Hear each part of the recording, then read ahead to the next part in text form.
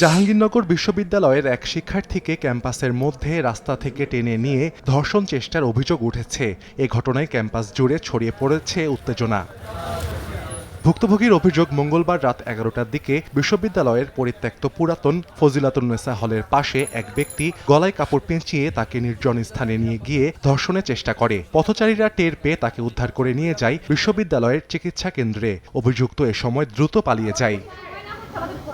ঘটনার পর অভিযুক্তকে শনাক্তে ভুক্তভোগী শিক্ষার্থীকে নেওয়া হয় বিশ্ববিদ্যালয়ের নিরাপত্তা শাখায়। সেখানে কয়েকজন নারী শিক্ষার্থী, প্রক্টর ও জাকসু নেতার উপস্থিতিতে সিসিটিভি ফুটেজ পর্যালোচনা করে প্রাথমিকভাবে অভিযুক্তকে বহিরাগত হিসেবে শনাক্ত করা হয়। এ ঘটনায় ক্যাম্পাসে নিরাপত্তা জোরদার, নিরাপত্তা বাহিনীর সদস্য সংখ্যা বৃদ্ধি এবং গুরুত্বপূর্ণ স্থানে অতিরিক্ত সিসিটিভি ক্যামেরা স্থাপনের দাবি জানান শিক্ষার্থীরা।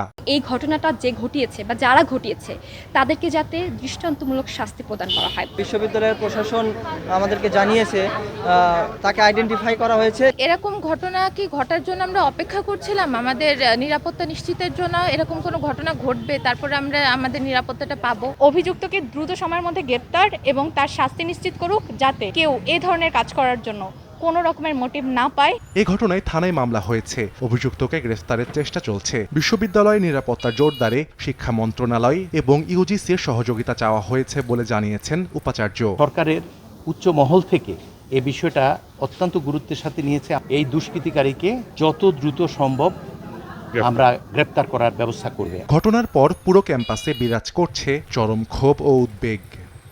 সময় সংবাদ, সাভার।